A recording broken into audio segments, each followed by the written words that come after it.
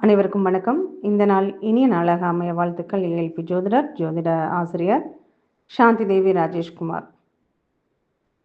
திருப்பாவை ஆண்டாள் பாசுரத்தில் 17வது பாடல்.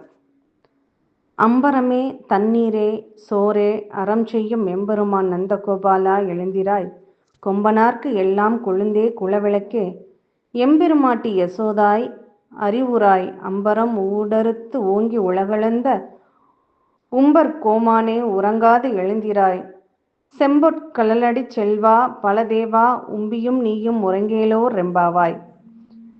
இதனுடைய பொருள் என்ன அப்படின்னா, ஆடைகளையும் குளிர்ந்த நீரையும் உணவும் பிறர் திருப்திப்படும் அளவுக்கு தர்மம் செய்யும் எங்கள் தலைவரான நந்தகோபரே, தாங்கள் எழுந்தருள வேண்டும். கொடி போன்ற இடைகளுடைய பெண்களுக்கு எல்லாம் தலைவியான இலகிய மனம் கொண்ட யசோதையே, மங்களகரமான தீபம் போன்ற முகத்துடன் பிரகாசிப்பவளே, நீ எழ வேண்டும்.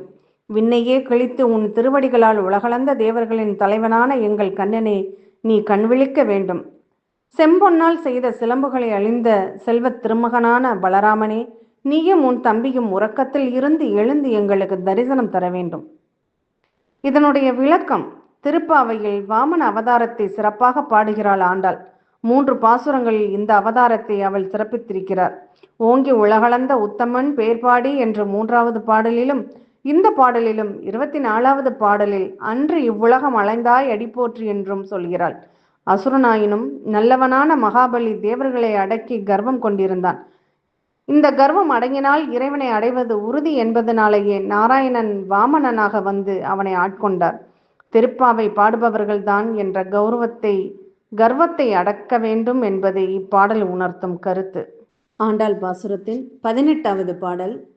உந்து மதக்களின்றன் ஓடாத தோல்வழியன் நந்தகோபாலன் மருமகளே, நம்பின்னாய் கந்தம் கமழும் குளவி கடைத்திறவாய், வந்தெங்கும் கோழி அழைத்தன கான், மாதவி பந்தல் மேல் பல்கால் குயிலினங்கள் கூவின கான், பந்தர் விரலி உன் மைந்தன் பேர்பாட, செந்தாமரை கையால் சீரார் வளையொலி எழுப்ப, வந்து திறவாய் மகிழ்ந்தேலோர் ரெம்பாவாய். மதன நீர் சிந்தும் யானைகளை உடையவனும் போரில் பின்வாங்காத தோல் வலிமையை உடையவனுமான நந்தகோபரின் மருமகளே, நண்பின்னை பிராட்டியே, வாசனை சிந்தும் கூந்தல் உடையவளே, உன் வாசல் கதவை திற. கோழிகள் கூவும் ஒளி நாலாபுரத்தில் இருந்தும் கேட்கிறது. குறுக்கத்தி கொடியின் மேல் அமர்ந்து குயில்கள் பாடத் தொடங்கிவிட்டன. பூப்பந்தை போன்ற மென்மையான விரல்களை கொண்டவளே, உன் கணவனின் புகழ்பாட நாங்கள் வந்துள்ளோம். அளவு மாறாத உன் அழகிய வளையல்கள் ஒழிக்க செந்தாமரை கையால் உன் வாசல் கதவை திறந்தால் எங்கள் உள்ள மகிழ்ச்சி அடையும்.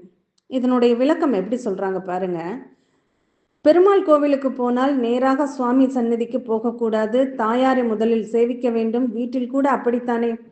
அப்பாவிடம் கோரிக்கை வைத்தால், எதற்கடா அதெல்லாம் என்று மீசையை முறுக்குவார். அதையே அம்மாவிடம் சொல்லி அப்பாவிடம் கேட்க சொன்னால் அதே கோரிக்கை 10 நிமிடத்தில் நிறைவேறிவிடும். இதுபோல்தான் நாராயணனிடம் ஒரு கோரிக்கை வைத்தால் அந்த மாயன் அவ்வளவு எளிதில் ஏற்க மாட்டான். அதையே தாயாரிடம் சொல்லி வைத்துவிட்டால் அவனால் தப்பவே முடியாது.